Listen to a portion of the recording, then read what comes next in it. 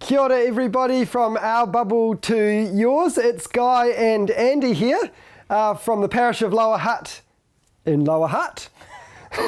We are here to talk to you about how we rolled out small groups within our parish when the isolation started to come in and we went through the different alert levels. So Andy, do you want to kick us off and fill us in? Yeah, so I think we'd been thinking as a senior leadership team in this parish around how we roll out small groups anyway. So it was something we'd started talking about in January. So when the opportunity came, it was just really, we're going to jump on that. We did it the day that the bishops sort of rolled out their strategy for the diocese, and we just chose some leaders. We looked through our parish with the help of our vicar and a few others, and we said these people could lead groups. And so we rang them and we asked them, and lots of them said yes. Yeah, it wasn't necessarily like key leaders that you would think about. It was just people who were up for running a group. Yeah. And some people didn't back themselves to do that. We backed them and we said go for it, and those are some of the groups that are really firing. We really believe that as small groups, that is where discipleship happens. That is where people meet together face to face with a bit of vulnerability and a chance to discuss the scripture and what Jesus is doing in their life, where discipleship meets the road. Isn't that right? That's right.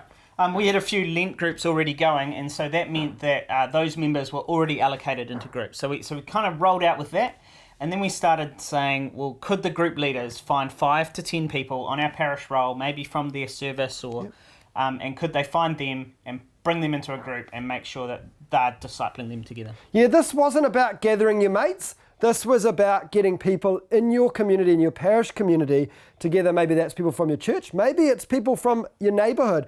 There have been several groups where people from their neighbourhood have been gathered, and a real chance to just say, hey, we're going on this journey together. We're pushing and pulling each other closer to Jesus in a small group. We asked them to feedback who was in their group, and then if there was anyone left out on our parish roll, we started just allocating groups. A few groups we've had to set up post that first initial thought. So we've just really allocated everybody that wants to be in a group into a group now. The messaging to the wider parish has been that this is the direction that we are going. We have been streaming into the Dio live stream on a Sunday, but as a matter of small groups, this is now the lifeblood of the church. This is where the input comes.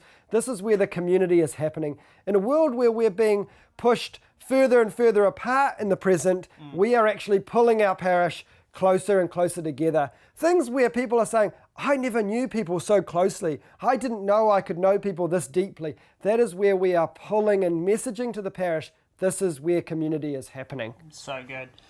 We're continuing to message that, and we actually want these groups to continue post this lockdown. This is like a key discipleship vehicle for our parish going forward. Yeah, the platforms that we're using is really Zoom. There's a small phone tree that's happening, like Jenny has messaged in her other videos.